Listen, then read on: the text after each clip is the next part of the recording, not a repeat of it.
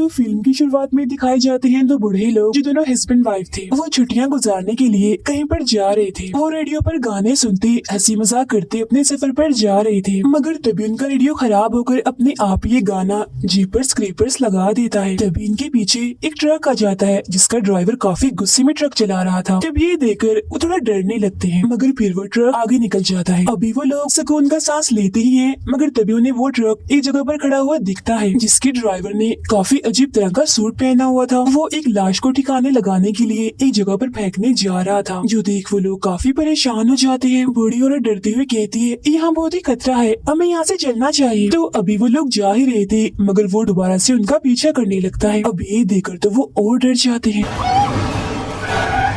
तब बचने के लिए वो इस रोड से उतरकर किसी दूसरी रोड पर चले जाते हैं, जिसके बाद वो ट्रक सीधा चला जाता है। अब वो लोग एक जगह गाड़ी रोककर बाहर आ जाते हैं। बूढ़ी औरत बार बार अपने हस्बैंड को कहती है, आप क्यों रुके हैं इधर, वो आदमी हमें भी ढूंढकर मार देगा। जिस पर वो बूढ़ा आदमी कहता है, हमें डरना नहीं, हिम्मत करनी चाहिए और इस बारे में पुलिस को बता देना चाहिए, जिसके लिए वो बूढ़ी औरत मान जाती है। फिर ये लोग उस जगह जाते हैं जहाँ ड्राइवर ने उस लाश को फेंका था। अब वो एक काफी गहरी जगह में बड़ी डरावनी चीज देखते हैं जिससे उनकी हालत ही खराब हो जाती है, मगर इसके बाद उनके साथ क्या होता है ये हमें दिखाया नहीं जाता। फौरन ही बाद हम हस्बैंड वाइफ को देखते हैं जिनकी कुछ वक्त पहले शादी हुई थी। इनमें लड़की का नाम लेन था और वो एक हॉरर फेस्टिवल यानी किसी डरावने त्योहार में जा रहे थे। लेन का हस्बैंड मोबाइल पर उसी बूढ़े कपल की वीडियो देख रहा था जिसमें बताया जाता है कि उन्होंने अपने रास्ते में बहुत सारी लाशों को देखा, मगर उस दिन के बाद उन दोनों को भी किसी ने नहीं देखा। वो लोग कहाँ गए कोई भी इस बारे में नहीं जानता। लेन का हस्बैंड डरावनी चीजों का बहुत बड़ा फैन था। वो लेन को बताता है कि क्रीपर की कहानी बिल्कुल सच्ची है। क्रीपर हर 23 साल बाद आता है और लोगों को 23 दिन तक मारता रहता है, और ये 23 दिन लोगों के लिए किसी अजाब से कम नहीं होते,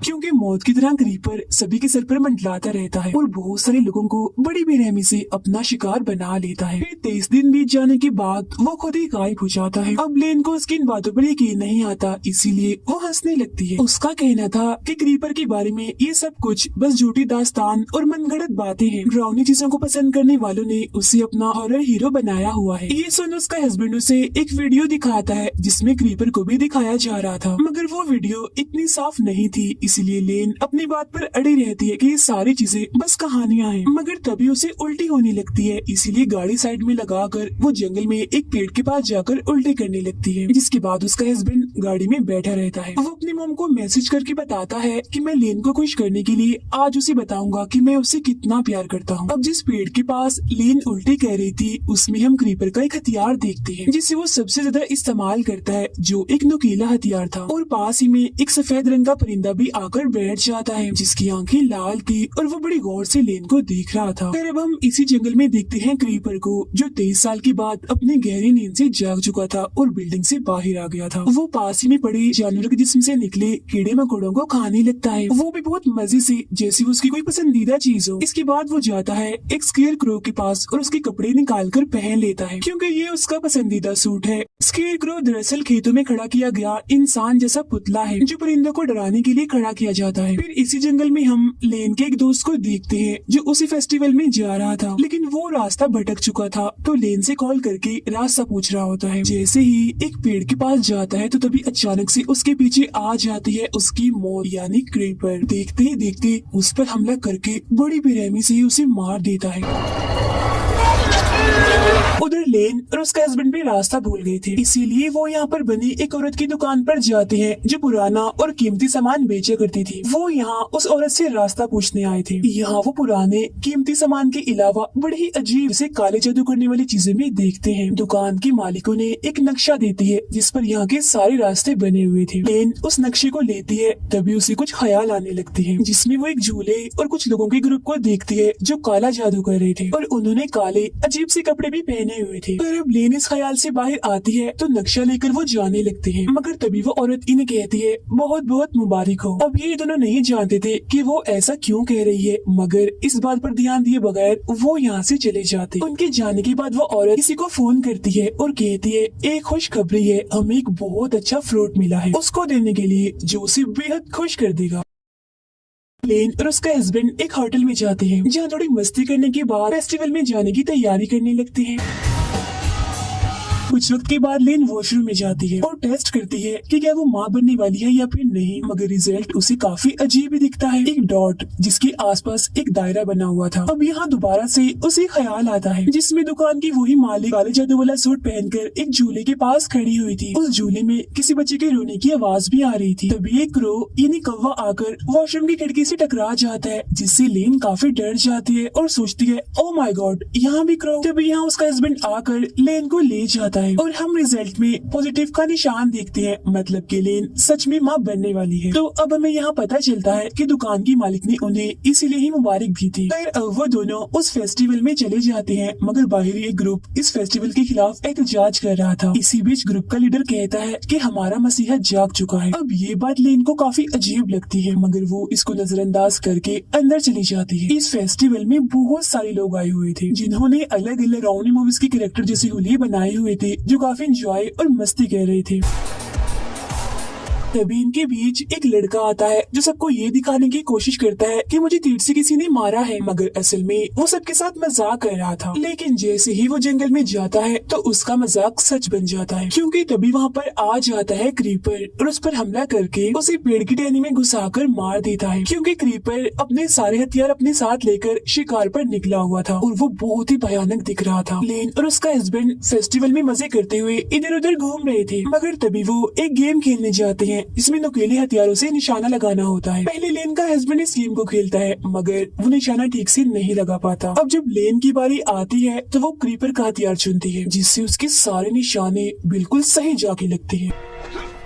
मगर तभी इस नुकीले हथियार से उसकी उंगली कट जाती है और उंगली पर वही अजीब सा डॉट के चारों तरफ दायरे का निशान बन जाता है। इस निशान को लेन बड़े गौर से देख रही थी, तो तभी उसे फिर से ख्याल आता है, जिसमें वो देखती है जो ग्रुप का लीडर इस फेस्टिवल के खिलाफ एहतजाज कर रहा था, अब की बार उसने भी काले जादू वाले कपड़े पहने हुए थे। लेन वहाँ पर चुपचाप खड़ी थी और उसके माथे पर यही वाला निशान बना हुआ था। उसके आसपास बहुत सारे लोग कोई काला जादू कर रहे थे। इसी के साथ ही लेन का ये ख्याल यहीं पर खत्म हो जाता है। इस गेम का मालिक इन्हें बताता है कि यहाँ एक और हार जीत वाली गेम होने वाली है, उसमें भी तुम हिस्सा ले सकते हो। तो वो दोनों ऐसे करते हैं और उस गेम में हिस्सा ले लेते हैं। मगर यहाँ दुकान की वो मालिक जिससे इन्होंने रास्ता पूछा था, वो सभी पर्चियों के साथ छेड़छाड़ कर देती है, जिससे हैरानी वाली बात ये होती है कि लेन और उसका हस्बैंड इस गेम को जीत जाते हैं। इनके गेम जीतने का इनाम ये था कि इन्होंने एक ग्रुप के साथ एक डरावने घर में जाना था, जिसका स्टाइल बिल्कुल जीपर जैसा था। वो दरअसल एक एस्केप रूम की तरह बनाया गया था, जहाँ कुछ चीजों को पास करने के बाद इन्हें वहाँ से निकलना था। उस घर के अंदर इनके साथ जो कुछ भी होना था उसे बिल्कुल किसी फिल्म की तरह रिकॉर्ड भी किया जाना था। अब इस वजह से दुकान की मालिक और वहाँ खड़ी एक औरत जो सिंगर थी, वो बहुत ही खुश हो जाती है। अब ये दोनों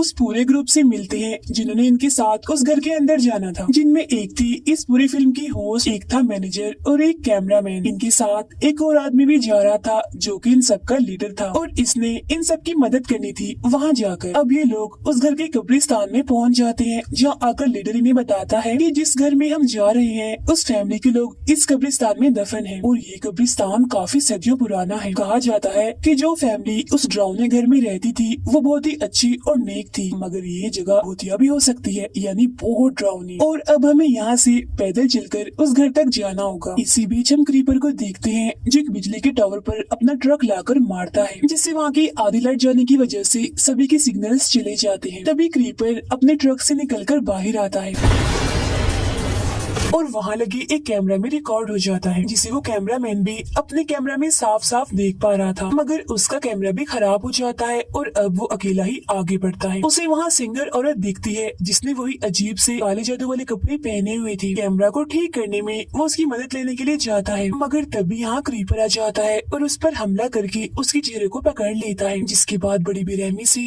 वो उसे मार देता है। उधर लेन का हस्बैंड होस्ट के साथ काफी हंसी मजाक कर रहा था, जिससे लेन को काफी बुरा लग रहा था। पास होकर अकेली ही कब्रिस्तान के रास्ते आगे बढ़ती है, मगर तभी उसके पीछे पीछे उसका हस्बैंड भी आ जाता है उसे मनाने के लिए। वो उसे यहाँ बताने ही वाला था कि मैं तुमसे बहुत प्यार करता हूँ, मगर एकदम से क्रीपर यहाँ आता है और लेन को पकड़कर अपने साथ उड़ाकर कहीं ले जाता है। उधर वो तीन लोग कैमरामैन को ढूंढ रहे होते हैं, जहाँ उन लोगों को वो तो नहीं मिलता, मगर उसका कैमरा मिल जाता है खून से भरा हुआ। दूसरी साइड से लेन का हस्बैंड डर कर भागता हुआ यहाँ पर आता है और बताने लगता है कि कोई अजीब सी चीज जो कोई अलग ही तरह की लग रही थी वो लेन को उड़ाकर अपने साथ ले गई है। वो बहुत ही ज्यादा डरा हुआ था और पुलिस की मदद लेने के लिए यहाँ से भागने लगता है, मगर तभी वो एक चीज से टकरा जाता है जो एक लाश थी और ये उस कैमरामैन की ही थी। लाश की हालत बहुत ही बुरी थी, खून में लथपथ थी वो। जब ये देखकर वो लोग काफी डर जाते हैं और परेशान हो जाते हैं, ये सोचकर कि यहाँ जरूर कोई खतरनाक चीज है जो सब पर हमला कर रही है। इसीलिए वो भागकर उस घर में चले जाते हैं ताकि उनकी जान बच सके। मगर तभी दुकान के मालिक, सिंगर और एहतजाज वाला लीडर घर का दरवाजा बंद कर देते हैं और कहते हैं कि तुम लोगों को हमने क्रीपर के लिए ही छोड़ दिया है। तब यहाँ पर हम समझ पाते हैं कि ये सारे लोग जिन्होंने ये अजीब सा लिबास पहना हुआ है, ये सब काला जादू करते हैं और ये क्रीपर को अपना गॉड समझते हैं और उसकी पूजा करते हैं। घर के अंदर आ जाने के बाद सब लोग अपने लीडर पर शक करने लगते हैं कि ये भी जरूर उन लोगों के साथ मिला हुआ है और इसी ने हमें यहाँ पर फंसाया है। जिस पर वो कहता है, मुझे खुद नहीं पता कि सब कुछ क्या हो रहा है। इसके बाद हम देखते हैं लेन को, जिसे क्रीपर ने किसी जगह पर बांध कर रखा हुआ था। वो उसकी पीठ पर एक चाकू से कट का निशान लगा देता है। उधर वो लोग डरते हुए इधर उधर जा रहे थे। जिसके बाद वो उस कमरे में जाते हैं जहाँ लेन के उस दोस्त की लाश लटकी हुई थी जो जंगल में अपना रास्ता भटक गया था। इसकी फौरनी बाद यहाँ पर आ जाता है क्रीपर, जिसे देखकर तो उनकी हालत ही खराब हो जाती है। अब हॉरर चीजों को पसंद करने वाले जो क्रीपर को अपना हीरो समझते थे, आज उनकी बात सच हो गई। मतलब कि सच में क्रीपर पाया जाता है। उसके बारे में जो बातें हैं वो मनगढ़ंत नहीं है। यहाँ हम उसका हुलिया साफ साफ देख पाते हैं जो बेहद भयानक था और उसका चेहरा बहुत ज्यादा डरावना था। लीडर जिसके हाथ में गन थी वो क्रीपर पर गोली चलाता है जो क्रीपर के हाथ पर लगती है, जिस वजह से वो रुक जाता है। तो मौका देकर वो लोग यहाँ से भागने लगते हैं। अब क्रीपर लेन की दोस्त की लाश पर से उसका हाथ उखेड़कर अपने हाथ पर लगा लेता है, जिससे वो बिल्कुल ठीक हो जाता है। तो अब हम यहाँ ये समझ पाते हैं कि क्रीपर सभी की लाशों को इस्तेमाल करता है और उनके जिस्म के हिस्सों से जुड़कर वो बनता है, और अगर जख्मी हो तो उनके जिस्म का कोई भी हिस्सा इस्तेमाल करके बिल्कुल ठीक हो जाता है। लेन खुद को किसी तरह छुड़वा लेती है और वहाँ से भागकर इन लोगों के पास आ जाती है। वो लोग एक कमरे में जाते हैं जहाँ पर फोन था। मैनेजर का पैर वहाँ बिछाए एक जाल पर लग जाता है, जिससे उसका पैर जख्मी हो जाता है। लेन का हस्बैंड पुलिस को कॉल करके यहाँ की सूरत हाल के बारे में बताने लगता है, मगर तब तक यहाँ क्रीपर आ जाता है। वो इन पर हमला करने लगता है, जिससे बचकर वो लोग यहाँ से भागकर दूसरे कमरे में आ जाते हैं। होस्ट कहती है वो हमारे पीछे पड़ गया है, हम बचेंगे कैसे? जिस पर लेन का हस्बैंड कहता है क्रीपर इमोर्टल है, वो कभी नहीं मर सकता। बचने के दो ही रास्ते हैं, या तो वो खुद हमारा पीछे छोड़ दे या फिर हम लोग 23 दिन के इस खतरनाक और परेशान कुन टाइम को गुजार लें और बच जाएं। तभी क्रीपर यहाँ भी आ जाता है। वो लोग उसे भगाने की कोशिश करते हैं, मगर वो होस्ट पर हमला कर देता है। वो उस पर अपने हथियार से हमला करके उसका सर ही काट देता है, जिससे उसका बहुत सा खून बह जाता है और बड़ी बेरहमी से उसकी मौत हो जाती है। फिर वो उसे उठाकर अपने साथ ले जाता है और उसका दिमाग निकाल कर खाने लगता है। उधर वो लोग एक ऐसे कमरे में जाते हैं जहाँ बहुत सा काले जादू का सामान पड़ा हुआ था। ये वही जगह थी जहाँ क्रीपर को गॉड समझने वाले लोग उसकी पूजा करते थे। तभी लेन को एक ख्याल आता है, जिसमें वो देखती है कि काला जादू करने वाले लोग उसके आसपास हैं, जो उसके जिस्म पर खून डालकर उसका पेट काटकर इस वक्त भी जादू ही कर रहे हैं। फिर तभी क्रीपर उसके पास आता है, जिससे वो समझ जाती है कि क्रीपर मुझसे क्या चाहता है, यानी मेरा बच्चा। फिर वो ये बात अपने हस्बैंड को भी बता देती है कि हमारा बच्चा होने वाला है और वो बच्चा क्रीपर लेना चाहता है ताकि वो उसे कुर्बान करके उसकी जिंदगी खुद ले ले। अब इसी कमरे के बिल्कुल नीचे उन्हें एक खुफिया कमरा मिलता है, जिसके अंदर बहुत सारी लाशें थी। तब वो लोग यहाँ सारी बात समझ जाते हैं कि इस जगह पर लोगों का एक ग्रुप है जो क्रीपर की पूजा करते हैं और उसके लिए बहुत सारे लोगों को फंसा कर वो यहाँ लाते हैं, जिसके बाद क्रीपर उन्हें खाकर ताकतवर और खतरनाक रहता है। और ये चीज काफी सदियों से चलती आ रही थी। तभी लेन बताती है कि क्रीपर को मारा जा सकता है क्योंकि उसका जिस्म कमजोर और मुर्दा बढ़ता जा रहा है। तब यहाँ हमें ये भी समझ आती है कि क्रीपर को लेन का बच्चा चाहिए खुद को ठीक करने के लिए, क्योंकि वो उस बच्चे को अपने लिए कुर्बान करके उसकी जिंदगी खुद लेना चाहता है, जिसके बाद वो बिल्कुल ऐसा हो जाएगा जिसे वो अभी अभी पैदा हुआ है, इन्हीं पहले की तरह खतरनाक और ताकतवर। इसी वजह से इस फिल्म का नाम जीपर्स क्रीपर्स रिबॉर्न पड़ा है। और वो लोग उस कमरे से बाहर आते हैं ताकि यहाँ से निकलने का रास्ता ढूंढ सके, लेकिन तभी यहाँ पर क्रीपर आ जाता है। वो मैनेजर के पेट में अपना चाकू जैसा हथियार मारता है, जिससे उसकी बड़ी बेरहमी से ही मौत हो जाती है। इनका लीडर क्रीपर पर एक चाकू से हमला करता है है और वहाँ से भागने लगता है तो वो भी लीडर का पीछा करता है। तभी बाहर क्रीपर लेन को देखता है जो काला जादू करने वाला चाकू अपने हाथ में लेकर खड़ी हुई थी। फिर वो उसके पास जाने लगता है क्योंकि लेन ने खुद को उसके हवाले कर दिया था। उधर लीडर और लेन का हस्बैंड घर के छत पर चढ़ जाते हैं। क्रीपर लेन के पास आता है और उसका गला पकड़कर उसे ऊपर उठा देता है। अब हम जानते हैं कि लेन को हथियार चलाने काफी अच्छे से आते थे और उसके पास कुछ नुकीले हथियार मौजूद भी थे जिन्हें पहले वो क्रीपर के कान में घुसा देती है और बाद में उसकी आंखों में मारकर उसकी आंखें फोड़ देती है। तो इससे यहाँ क्रीपर अंधा हो जाता है। ऊपर से वो दोनों एक काफी बड़ा रॉड नीचे फेंक देते हैं जहाँ वो खड़ा था। वो रॉड क्रीपर के मुंह के आर पार हो जाता है जिससे वो वहीं अधमरा हो जाता है। तभी यहाँ बहुत सारे क्रोज यानी कौवे आ जाते हैं और बुरी तरह से चिल्लाने लगते हैं। जिस हड़बड़ी में लीडर नीचे गिर जाता है और उसकी मौत हो जाती है। लेन का हस्बैंड नीचे उतर कर आता है और उसे संभालता है। फिर बहुत सारे परिंदे आकर क्रीपर को उठा लेते हैं और उसे अपने साथ कहीं ले जाते हैं। इतनी ही देर में पुलिस भी वहाँ पर आ जाती है और उन दोनों को बचाकर गाड़ी में बिठाती है। मगर तभी हम लेन की आंखों को अचानक से काला होता हुआ देखते हैं। अब आपको याद ही होगा कि क्रीपर ने उसके पेट पर जादू वाले एक चाकू से कट का निशान लगाया था। फिर अपने जिस्म के एक हिस्से को लेन के पेट में डाल दिया ताकि वो उसकी बच्ची को निगल जाए और उसने ऐसा कर भी लिया था। इसका रिजल्ट हमें दिखाया भी जाता है जहाँ बहुत सारे क्रोस और परिंदे क्रीपर्स के आसपास होते हैं। फिर उसका जिस्म किसी कवर की तरह बनकर फट जाता है और अंदर से निकलता है क्रीपर रीबॉर्न होकर यानी दोबारा पैदा होकर, जो बिल्कुल जवान नया दिख रहा था। इसका मतलब ये है कि लेन पर उसने जो काला जादू किया था वो पूरा हो गया था जिसने उसने लेन के बच्चे की जिंदगी ले ली। और इसी के साथ ही ये फिल्म यहीं पर खत्म हो जाती है।